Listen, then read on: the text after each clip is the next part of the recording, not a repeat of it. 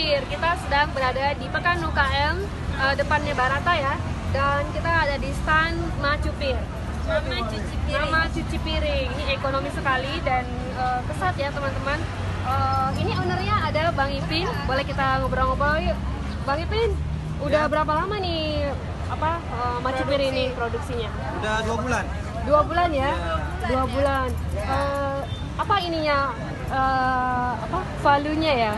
Kandungan di dalamnya kita menggunakan ekstrak jeruk nipis. Oh, ekstrak jeruk nipis. Ya.